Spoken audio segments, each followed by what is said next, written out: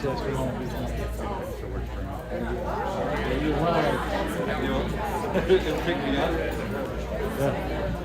friends, we're going to go ahead and get started.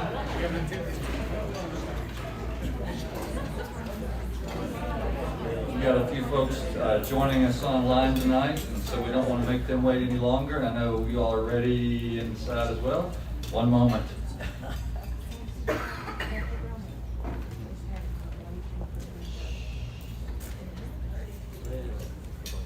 Can y'all hear me over the microphone? Yeah. No.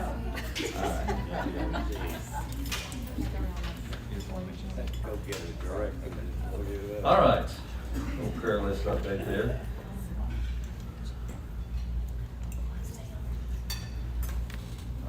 Okay, well, here in a minute we will make our here in this space. Dr. Leonard is with us tonight for the next several weeks, and back by popular demand, right? So most of you all were here either in person Sunday or watched online. So we're glad to have you joining us again tonight. Tonight's topic is finding Moses. Not a finding, not where's Waldo kind of thing, but Jeff's gonna walk us through, okay, well maybe stay tuned. Just gonna walk us through a little bit of the life of Moses, and we look forward to that in the coming weeks. And then we also have the breathe event, which we're all for breathing, but this one in particular is yoga and stretching and meditation, and that's outside, right outside the main entrance on the hillside there, or mountainside, depending on your take of things. And if the rain happens to come in, they'll move inside in the foyer. So if you're looking for that group in a few minutes, that's where you can start out looking outside. All right, let's get things over to Jeff here soon, but I do want to take just a minute and give you a couple updates on the prayer list. Nancy was just giving me the update about Kathy Brownell. She's been waiting for circumstances, the right ones to have her ablation, and that's we're grateful that that's come about. So she's on schedule now this Friday to have that taken care of. So you'll remember her. We're grateful for that, for her health to be such that she can do that. Let's see, Amelia Grace Stewart had a procedure a couple of days ago, but is doing well. It was an outpatient procedure, and we're grateful for her healing. Beyond that, there's none of our membership currently in the hospital, but we do have friends and family of members who are in the hospital. Some that have come to our attention this week are Bob and Kathy Dent, former church members. Bob is currently hospitalized, and I think Kathy has made her way home from the hospital. But they're both struggling, so let's remember them. And Dennis Anderson let us know that his brother Benny is also having a difficult time. He has another one of our friends and family members who has COVID, and so he's having a difficult time with that. So let's remember Dennis's brother Benny and their family.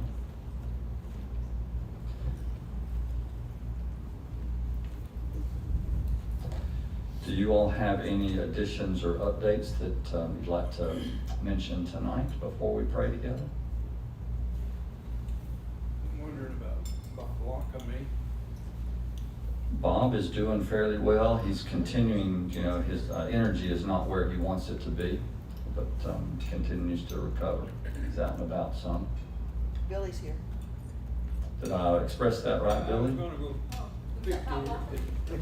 That's exactly right. That's exactly, all right, good, I'm glad to be right occasionally.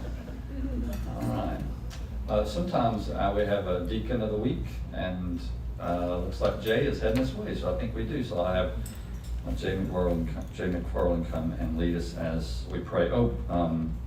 Before that, I'm sorry, I don't want to forget these also. We do want to remember Bob and Billy and their family. Bob lost his brother this week, Kenneth Lockamy. So we want to remember the Lockamy family, and also continue to remember the Carter family, Jennifer and Shane. Shane lost his brother-in-law just last week, so do keep the families in your thoughts and prayers. Jay? You pray with me?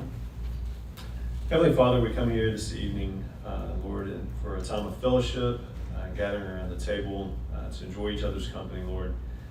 Thank you for this evening. Thank you for providing us this opportunity. Lord, we lift up the ones that are on the prayer list tonight. Lord, for those that are awaiting procedures, coming off procedures.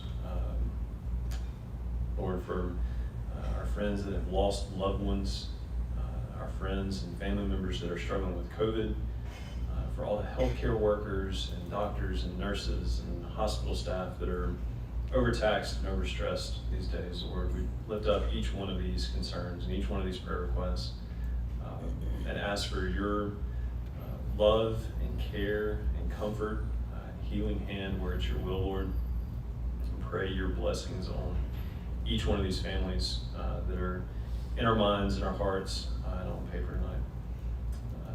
Lord, we thank you for this church and what it means to us, and we ask that you bless this time further tonight, and we pray these things in your name. Amen.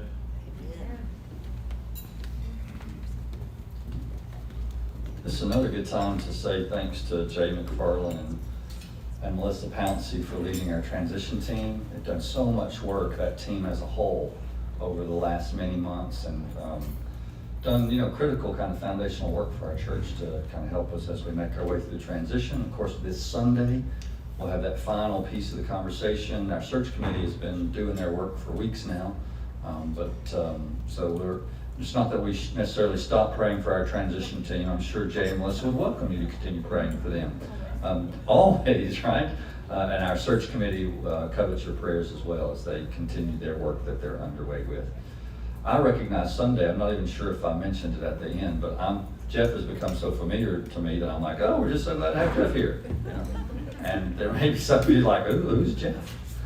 So we are thrilled to have Dr. Leonard anytime he's with us. I believe that the appropriate title is Associate Professor of Biblical and Religious Studies. I think I'm close at least. That or your eminence. There, or your eminence. Jeff is at Samford. As we were talking today, he was one of his former students, or connected to a sibling of his former students, came by when he was at Briarwood, and Jeff was recalling that I think it's close to 2,000 students between Briarwood and Samford now that have come through, and so he often is out and encounters a former student or a family, and sometimes he knows them, sometimes he doesn't. Many of you know how that is when there are folks in your life. But we are glad to be counted amongst. You may not be including us in that 2,000, so we're glad to be counted amongst your students, Jeff. And so with that, please come and let's hear from. Glad to hear from Jeff tonight.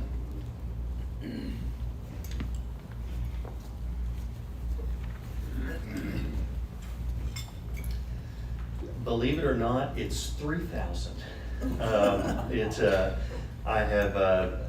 was putting together some evaluation material for Samford, and so I have lists of all of the students that I've taught, and that number is 2191, the students that I've taught at Samford.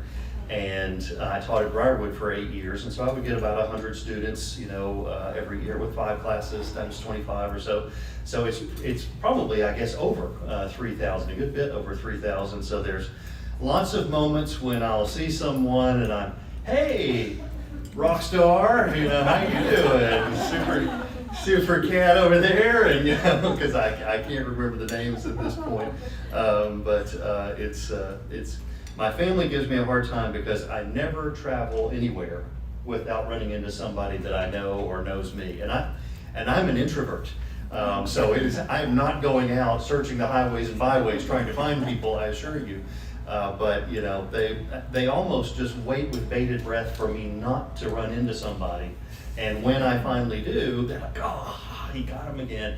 So whether it's in Orlando or Westminster Abbey or at a Yankees game, curse the Yankees, sorry, but at one of the games, there's always somebody, and my family gets mad at me when they recognize me. So there is that great old joke, which I don't have time to tell, but about the guy named Bob who says that he knows everyone, and he's there at Vatican Square, and the person doesn't believe him, and he says, "You like the Pope? You don't know the Pope."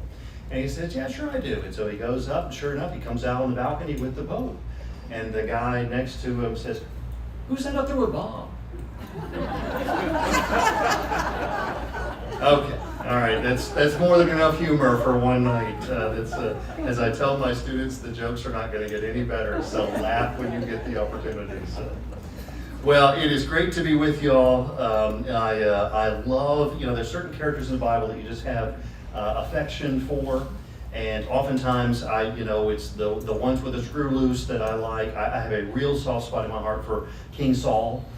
King Saul's story is written by supporters of King David.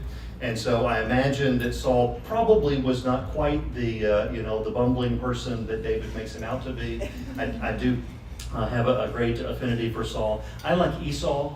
Esau. I'll talk a little bit about Jacob later on today, and poor Esau. I mean, he's often wrong, never in doubt. He's always trying to do things there, but seems to do the wrong things. But I like Esau. Moses doesn't fall into the category of someone who's bumbling or makes big mistakes like that. Moses is the man. Other than Christ himself, there is no character in the Bible who is greater than Moses. He is a person, no one is spoken about like Moses in such reverent tones once he's passed off the scene.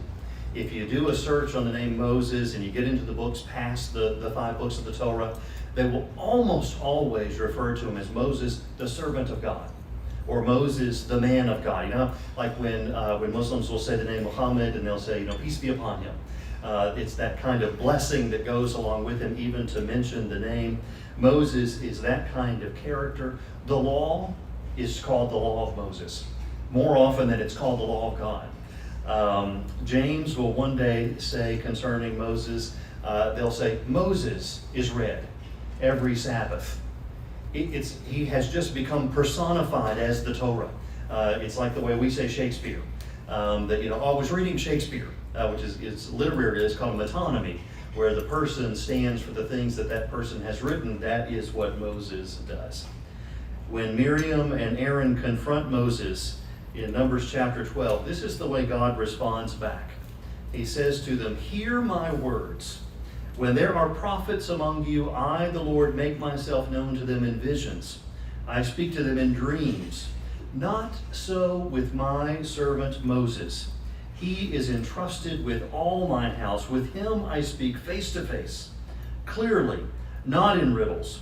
And he beholds the form of the Lord. Why then were you not afraid to speak against my servant Moses? This is the person that God is just this close with. Now, I will preface this, and we're not going to get to this for a couple of sessions, but Moses is also a tragic figure. He's a heartbreaking character. The way that his life unravels at the end is one that I struggle with as much as I struggle with just about any biblical story. So I'll talk about that more 2 weeks from now. But in this particular lecture, I want to say virtually nothing at all about Moses, because this is a series about Moses, but we've got to get to Moses before we can talk about Moses. And before we can get to the guy who's going to take Israel out of Egypt, we need to figure out who got Egypt or Israel into Egypt. And that is going to be the character Joseph. So we're going to start tonight by talking about Joseph, talking about how Joseph gets Israel down into Egypt. And then once we've got them there, we can see what Moses' role is going to be in bringing them back. Now, I try to find the exits sometimes when I begin to talk about something. I worry. I don't know what y'all might have brought with you. Usually people just bring rocks to throw at the speaker. Nobody brings rotten tomatoes anymore. Most of us are Southerners. We wouldn't dream of throwing a fresh tomato at somebody. We might fry it up, or we might, slice it open, but we're not going to waste a good tomato, certainly on a middling speaker. But now rocks are more dangerous, and so I might have to say every head bowed, every eye closed at the right moment, then I'll sneak out. But the only Alabama Baptist Sunday school lesson that I ever got feedback from, that I am aware of, was when I picked on someone I had no idea was so near and dear to the hearts of Southern Baptist women, Naomi. Now, this is going to have to wait for a different series, but if you read the book of Ruth properly, Naomi's the bad guy. She's not a good person. I should already be. Every head bow. Every time. I already see hackles rising in the back. Someone's going to pigeonhole me before I leave tonight. I will have to talk about that on another occasion. But Naomi's meant to be the bad person in that story. I'm going to get in trouble tonight because I'm going to some degree pick on Joseph. Now, see, already, that's 2 strikes, right? I got 1 in reserve. On the one hand, Joseph is an absolutely remarkable character. Joseph is one of the most sterling individuals in all of Scripture. The way that I like to say it is that Joseph is a remarkable example of purity, faithfulness, and faith in extraordinarily difficult circumstances. So see, I do like Joseph. I stipulate. Let me walk through that statement and unpack it just a little bit. An example of purity. Oh my goodness, is he an example of purity? Joseph had every opportunity and the motive to go along with it to sleep with Mrs. Potiphar. I mean, if you think about the situation that he was in, first of all, she came to him. It's not like, even a sort of neutral one with David and Bathsheba where he sees her and he's attracted and he just made the wrong, move there. He could have walked away. Joseph wasn't doing anything. And Mrs. Potiphar came toward him. She came onto him. In terms of opportunity, they were alone. Remember, all of the other servants are out of the house. It is just Joseph who is there with Mrs. Potiphar. And he's not just alone in the house. He's alone. He's so far from home. And they're so far from home. Who's going to call him on this if he does something wrong? It's not as if his family's going to find out. He's never going to see his family again. Doesn't he remind you a little bit of Daniel? The circumstance, the temptation that Daniel had to go through where he's way over in a different land. He's being trained to be a Babylonian. Wouldn't it be easy to just eat the non-kosher food? What's the big deal? It's not like anybody's going to really care. You're way over here. You're off on a business trip. It's different. Joseph had opportunity to sleep with Mrs. Potiphar if he wanted to, and likely had motive to do so too. Joseph is a young guy. Joseph, to put it bluntly, Joseph's in his, sexual prime at this time. And it's very possible that Mrs. Potiphar was quite attractive. Now, we don't know this for sure because we know Potiphar was an official of Pharaoh, and so maybe the way that he would have gotten married would have been through an arranged marriage, and so who knows what she looks like. But on the other hand, he's an official of Pharaoh, and so maybe Mrs. Potiphar's a trophy wife. And so here you might have this beautiful woman, and you've got Joseph, certainly a handsome young man. And think of the contributing factors like the chance to pay your master back for the fact that he's your master. Now, I know Joseph serves Potiphar well, but if you read the story of Joseph, it is absolutely full of that language of ownership and possession and bought and sold and master and servant. The best of people would chafe under that kind of language, that kind of circumstance. This was Joseph's chance to pay Potiphar back.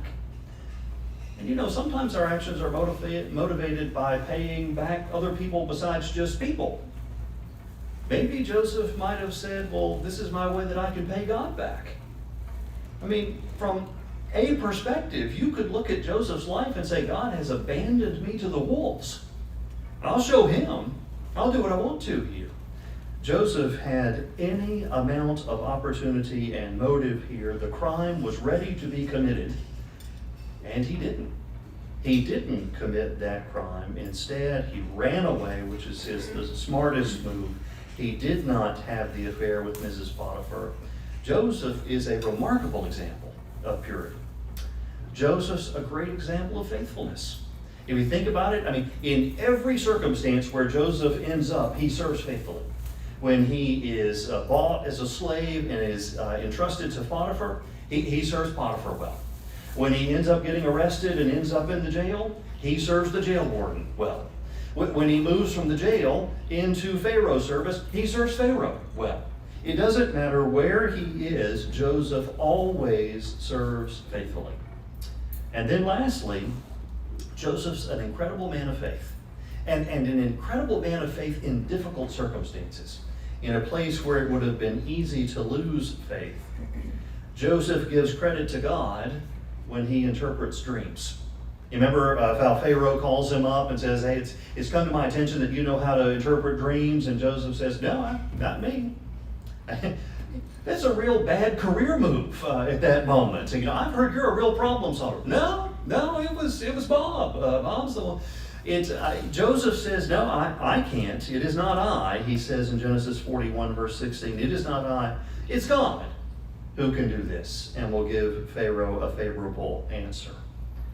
Bigger than that, though, is the way that Joseph acknowledges God's sovereignty over his life. Joseph is I tell my students jokingly, mostly jokingly, that one of my spiritual gifts is vengeance. That and sarcasm, those are my two. That Paul meant to mention those, he just didn't get around to them. They're amongst the lesser spiritual gifts. One of my students asked my elder son, is your dad as sarcastic at home as he is in class? My son, it almost brought tears to my eyes. He said, well, I don't know what he's like in class, but it's pretty rough at home. It's a good moment. I don't think I would be as forgiving toward my brothers if they had sold me into a life of slavery as Joseph was. And yet, my goodness, does he shine in that moment when he reveals himself. He says to the brothers, do not be distressed or angry with yourselves. Boy, I would feel the opposite. Turn those screws. Feel distressed. Be angry with yourself. Now, I'm going to let you off the hook, but I hope that you live to your dying day with shame and humiliation. That's not Joseph. You sold me here, but God sent me, really, before you to preserve life. The famine has been in the land these 2 years, and there are 5 more years in which there will neither be plowing nor harvest. God sent me before you to preserve for you a remnant on earth and to keep alive for you many survivors. It wasn't you who sent me here, but God. And he has made me a father to Pharaoh and lord of all his house and ruler over all the land of Egypt. When Jacob dies and Joseph has his chance, unimpeded now by the presence of his father to take vengeance on his brothers, he doesn't do it. Joseph said to them, do not be afraid. Am I in the place of God? Even though you intended to do harm to me, God intended it for good, in order to preserve a numerous people as he is doing today. Joseph he's a titan of forgiveness. Rarely in the Bible, in fact, I'd have to really rack my brain. Other than those few moments, maybe Jesus on the cross or Stephen when they're in the midst of being killed and they say, Father, forgive them for they don't know what they're doing. Joseph has this sense of generosity about him, and that is the result of this powerful faith that he has. He has trusted that God is the one who is directing his life. All right, now, with that kind of introduction, how could I possibly say something negative about Joseph, right? As I already saw over there was a look, an eyebrow raised, an askance look that came my direction. I will tread carefully here. Okay. Joseph is one of the most dangerous characters in all of the Hebrew Bible. Joseph is, first of all, a tattletale. Joseph, and we all know, you've known since you were little children that tattletales are bad. So see, this is right up there amongst, there's like lust and envy, and number 8 was tattletale in the list of 7 deadly sins. If you're in Genesis 37, Joseph, being 17 years old, was shepherding the flock with his brothers. He was a helper to the sons of Bilhah and Zilpah, his father's wives. Joseph brought a bad report of them to their father. What is curiously missing from this text is any indication about whether the brothers had actually done anything wrong. It's a very curious omission that it doesn't mention anything they had done wrong, and yet Joseph brings a bad report in that particular circumstance. Whether they had done something wrong or no, how would you respond to your brother or your sister if they did that to you? Well, you're not going to believe what Jeff did. We already know this is an ominous sign when this is the first time that we have met Joseph here. Secondly, Joseph is his father's favorite.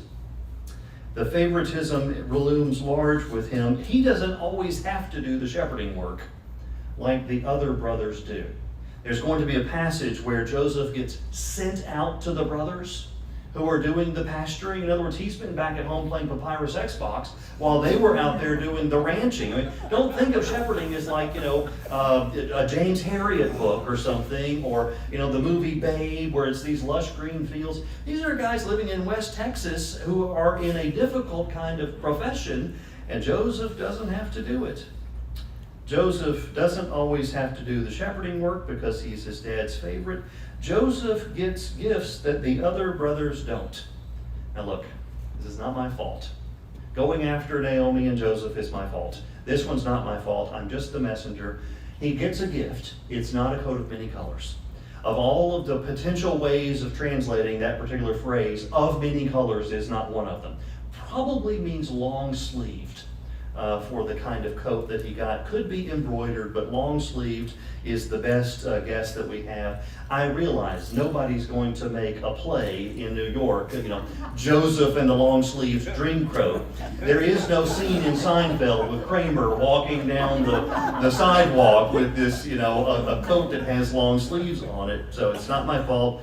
Donny Osmond can come and talk to me about it later. But it is something, though, that the other brothers don't get.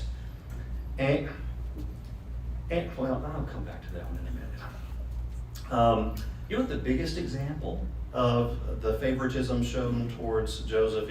If you want to really know why the brothers went after him, I don't think it was the coat. I don't even think it was the bad report. This is the one that always gets skipped. You remember that Jacob had to flee to Mesopotamia because he had stolen the blessing from Esau. And while he's over in Mesopotamia, he ends up with 4 wives, only one of which he really wanted. And he ends up with a passel of children that are there. And it's time to go back because he's being so mistreated by Laban, his father-in-law. And he's afraid that Esau is going to be hostile. So he divides the camp. He puts the children of the maidservants and the maidservants in the front. And then he puts Leah, and he puts Leah's children next. And he keeps Rachel and Joseph in the back. You don't think they would figure that one out? If somebody's going to die, it's going to be us so that Joseph gets taken care of. That's a lot bigger deal than somebody gets a special coat. I think they would have readily figured that one out. The favoritism that had started with Isaac continued full-blooded with Jacob. It's a sad moment. Joseph is a tattletale. Joseph's his father's favorite. The father's favorite. That's not exactly his fault. But it is his fault that he's such a gigantic show-off. Joseph doesn't hesitate to show off the gift that he got. How do you suppose that the brothers, when Joseph is at such a great distance, recognize him and say, here comes that dreamer? It's because he wore the coat. The coat, and you really have to look at Genesis 37 carefully. It says, now Joseph brought a bad report about his brothers, and his father gave him a special coat. The coat is the reward for bringing the bad report to the brothers, and that's what he decides to wear when he goes out to see the brothers who've been working hard while he's been lounging at home. Joseph's going to be really smart, but it's not going to happen until he gets to Egypt. It's not when he's in the land of Israel. It just doesn't seem to be there. He doesn't hesitate to show off. You remember, you could tell how the brothers felt about that coat. There's some malice involved when you kill the animal, when you sprinkle the blood on it, and you send that back to Dad. Boy, there's a statement being made there. Joseph brags about his dreams. Now, Joseph, maybe, with a good defense attorney, could plead not guilty to the first dream and say, oh, I had no idea what it meant when all of your sheaves were bowing down to my sheaves. How could I have known? I haven't done any reading on Freud lately, and besides, it hadn't been translated into Hebrew, so how would I know?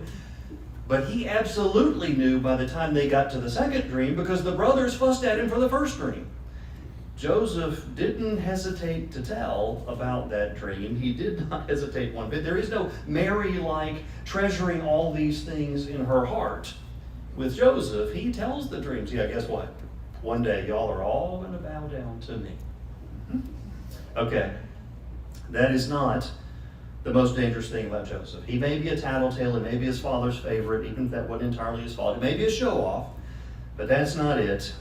What is second most disturbing about Joseph is Joseph becomes an Egyptian.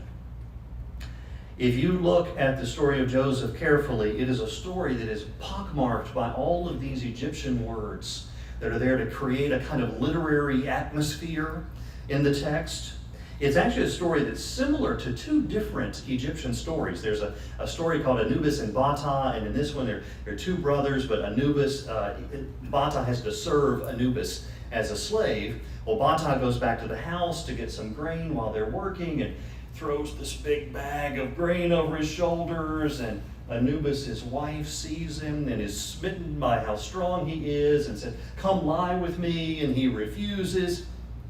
That sounds very similar to the story of Joseph with Mrs. Potiphar. There's the story of the tale of Senuhe, which is basically the Joseph story in reverse.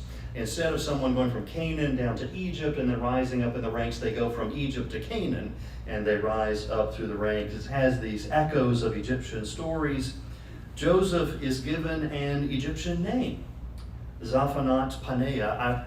I guess we don't have to think too far about why we know Shadrach, Meshach, and Abednego, but we don't know Zaphanat Paneah. If it were ringy like Rakshak and Benny, we would probably remember the Zaphanat Paneah one, but we don't. Gets an Egyptian name. He's given an Egyptian wife. Pharaoh gave him Asenat, and she's not just any wife.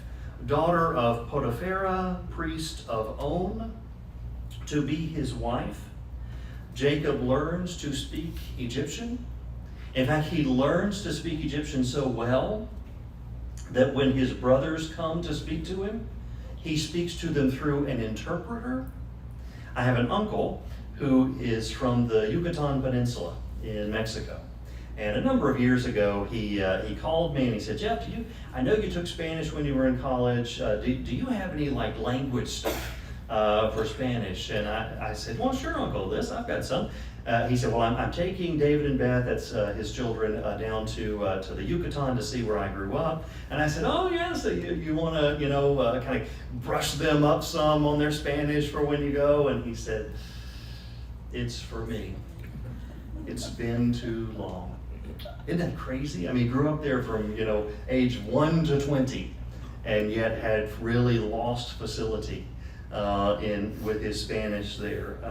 I don't know that Joseph has lost facility with Hebrew or the Proto-Hebrew they would have been speaking back in Canaan at this time, but it is apparently his custom to speak through an interpreter when speaking with these Western Semites like that. He has learned to speak the Egyptian language. He is made into an Egyptian ruler. He practices elements of the Egyptian religion. Don't you remember the cup? You remember he wants to kind of ferret out how would the brothers treat Benjamin if Benjamin had done something wrong, and so he says, "Hide the cup in the bag there," and then when they go out, we go and haul them back here and say, "How could you take my master's cup?" This is the cup that he uses to do divination. Divination is like reading the tea leaves.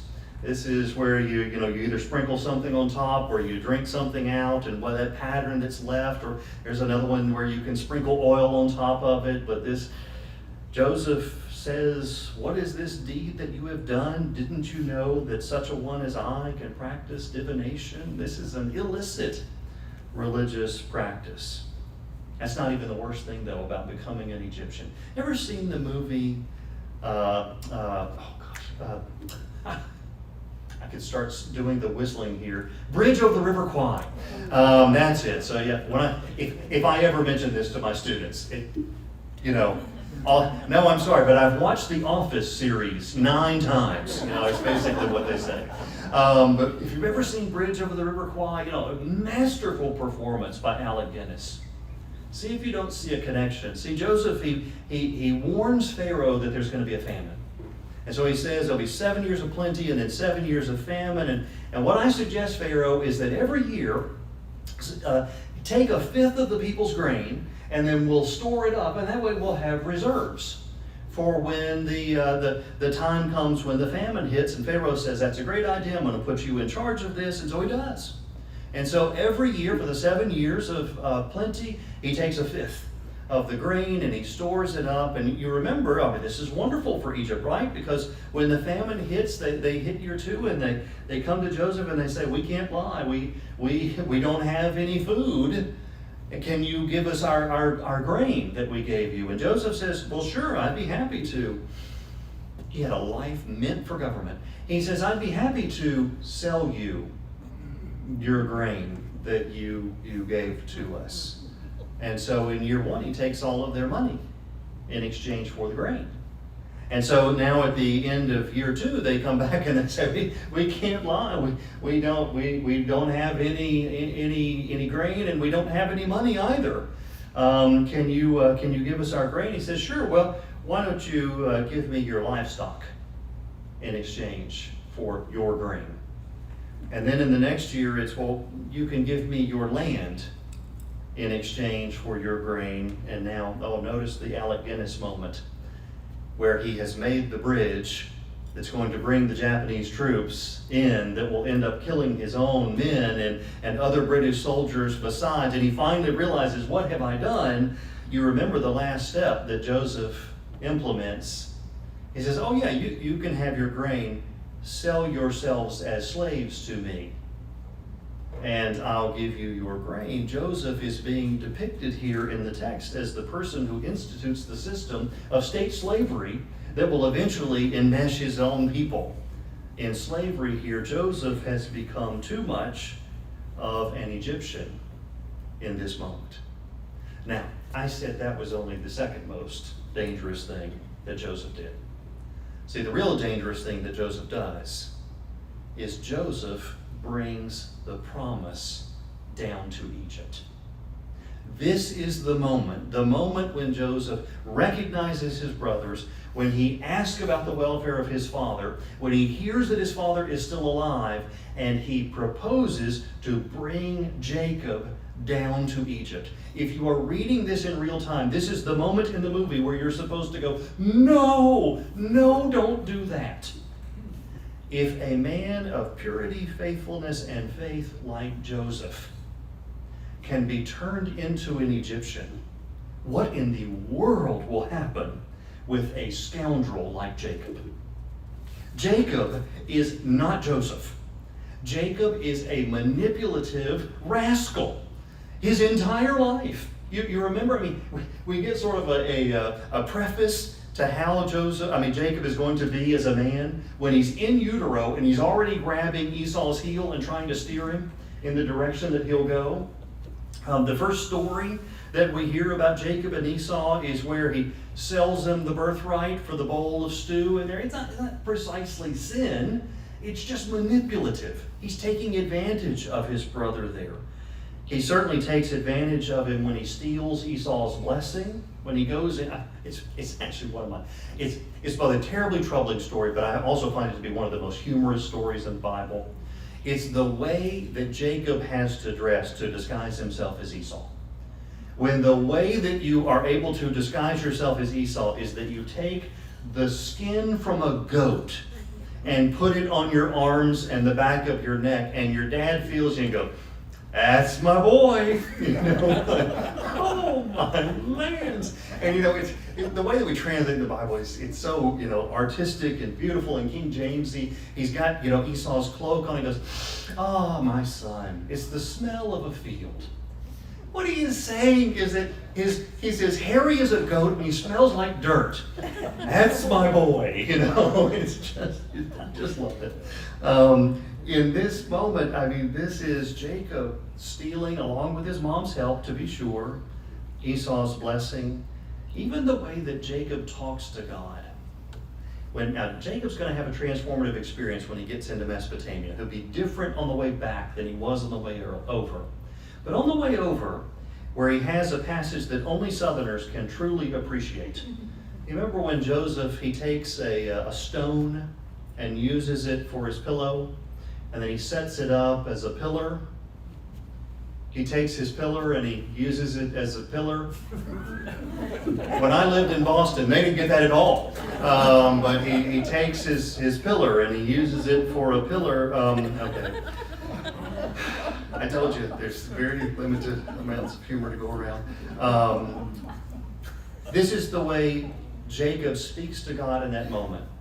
If God will be with me, and if he will keep me in this way that I go, and if he will give me bread to eat and clothing to wear, so that I come again to my father's house in peace, then the Lord shall be my God. I'm sorry, what?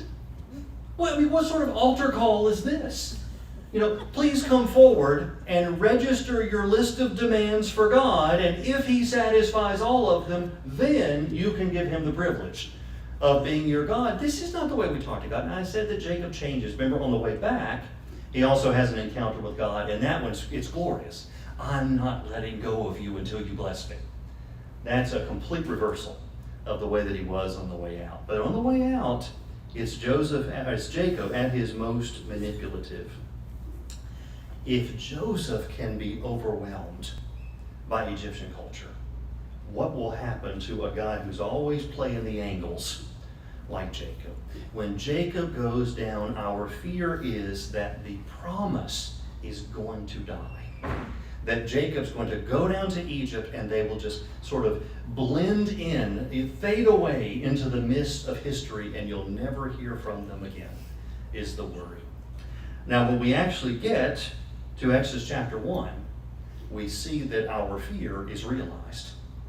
You get to Exodus 1, and this is the kind of passage that's so easy to just skip right over. My students come into my class thinking that the Old Testament is 93.5% genealogy, and the rest law, and there might be a song in there somewhere. But sometimes the genealogies are actually quite important, and there's one of those when you get to Exodus chapter 1. This is the way the book starts. These are the names of the sons of Israel who came to Egypt with Jacob, each with his household. Reuben, Simeon, Levi, Judah, Issachar, Zebulun, Benjamin, Dan and Naphtali, Gad and Asher. The total number of people born to Jacob was 70. Joseph was already in Egypt. Look at this list of the names of Jacob's sons there. But there's something odd if you really paid close attention. Benjamin's mentioned in the middle. Where ought he to be mentioned? At the end. Why? He's the baby, right? He's the youngest of the children. He ought to be mentioned at the end if they're going to mention them in order. Well, see, they're not doing them in birth order. They're doing them in a census order. They list them by birth moms.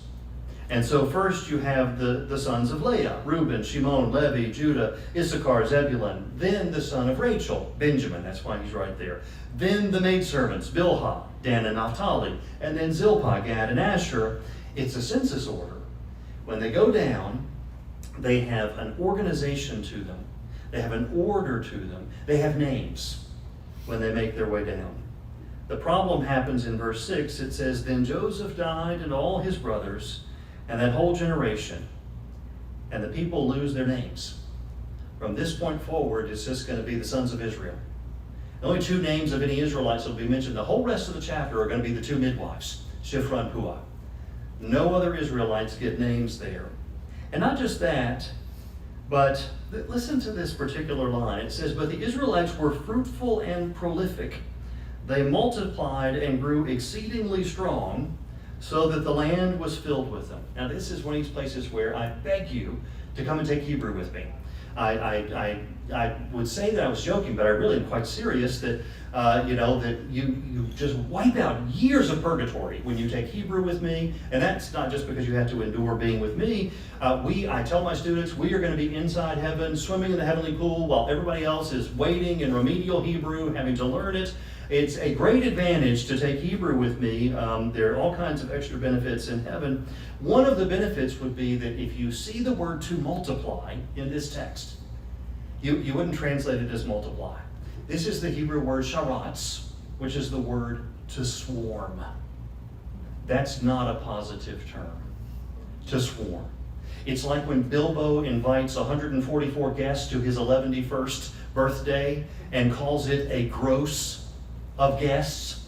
This is no way to refer to 12 dozen guests that you have invited to your party there. It's not a term that you would use. When you say, oh, this place was just swarming with fill in the blank kind of people. I went to Six Flags one time in the fall on a week when Alabama had a bye game. And here I am as a Christian. Obviously I'm an Auburn fan, and so here I am at Six Flags, and the place was just swarming with Alabama fans. When I say it that way, you know that I don't mean this positively, right? They use this term to swarm for the Israelites. Swarming things, it's exactly the same kind of word, is a reference to animals that are unclean. It's all of those kinds of things that slither and move chaotically that you're not allowed to eat. These are unclean things. Well, the way creation works is creation is not really between something and nothing. Creation in the Bible is between order and chaos. And things that swarm are on the chaos side. These are things that are broken and messed up and not the way that they're supposed to be. The Israelite people have descended from creation to uncreation. They've descended from creation to chaos. They have gone down there and they knew who they were. They have multiplied rapidly in number, but they no longer understand who they really are. What God is going to have to do in the book of Exodus, what God is going to do through the man Moses, is to recreate a people. The book of Exodus is going to be filled with Exodus terminology. It's going to be, obviously it would be filled with Exodus terminology. It's going to be filled with Genesis terminology. It's going to be filled with creation language, because what God is doing is recreating his people. The two ways that God is going to do this, it's right there in the very first part of that verse that I read, where it says, these are the names of the sons of Israel who came down to Egypt, each with their household. The word household is the word home. These are the names, and they come with their homes. The book of Exodus is a book that's about names and homes. God is going to give his people a name, and that's going to be their name. You are my people. That's who you are. The whole world is mine, but you're going to be my treasured possession. Your name henceforth is my people. And then God's going to get a name. This is where God gets that name Jehovah that's revealed for the first time in the book of Exodus. And then it's interesting that God is preparing to give Israel a home, a place where they can live in safety and security and worship God the way that they ought to, each with his own vine and fig tree, that kind of language. Well, that's what the Exodus is for, is to take them to the promised land where they can worship in peace. And isn't it interesting that God also gets a home? The last 15 chapters of the book are about the tabernacle, the place that will allow God to dwell in their midst, have both the right closeness and the right distance, as we talked about a couple of years ago when we talked about the temple and tabernacle together. The book of Exodus is a book about names. It's a book about homes. And the person that God is going to tap to bring those two things into existence, to reveal God's name, to give Israel their name, to lead the people toward their home, to get the instructions for building God's home, that's going to be Moses. Moses is our character who will do those things. So that's who we're going to look at for the next couple of weeks.